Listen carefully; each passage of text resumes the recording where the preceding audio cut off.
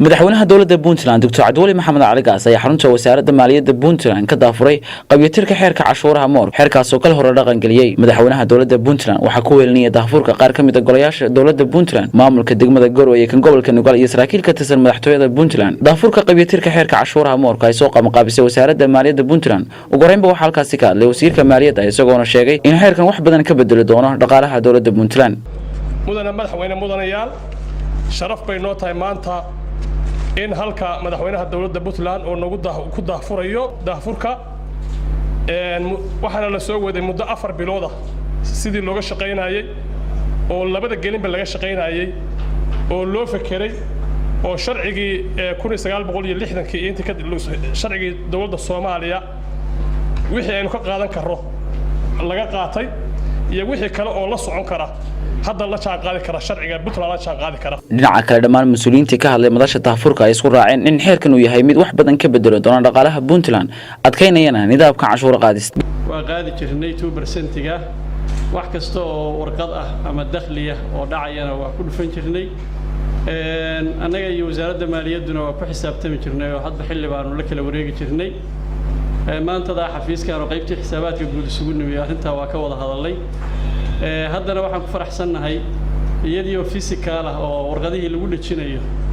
in ay maaragtay maanta la daafurayo waxaan rajaynaynaa insha Allah taala wax badan inay naga tari doonto markaan mulkiyadaha dhulka iyo warqadaha maaragtay qiimaha ku fadhiya aan ku dhajinayno ayna sahli doonto hadhowtay inay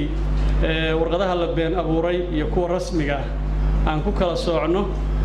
waxaan aad u rajaynayaa in dakhli badan ay dawladdu ka heli doonto haddii Rabbi idmo shaqada wasaaradda maaliyaddu ay soo bandhigtay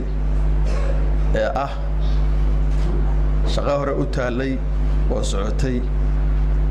laakiin aan dhamaystirnay waxaan filayaa wax kasta mar walba dhamaystirmaa intii hore oo la qabtana aad wasaaraddu ugu mahadsan tahay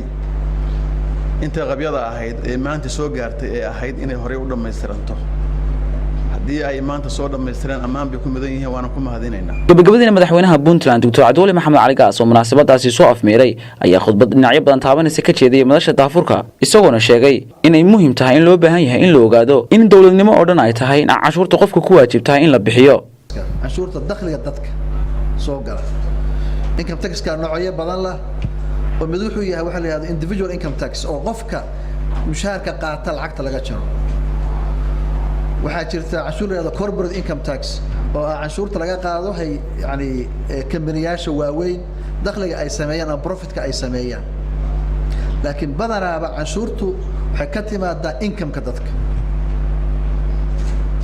wadan ku dhisma ma jirto cashuur dekad ka imaanaysa sababtoo ah qofka dakhligiisu waa reliable qofku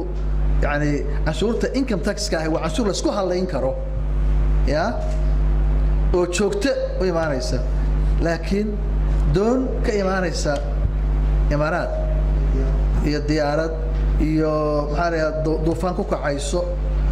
meel khoori galaysa waa mushkilad weey marka waxyaabaha arrin inaan kaga gudubno ayaa ka mid tahay cashuurtan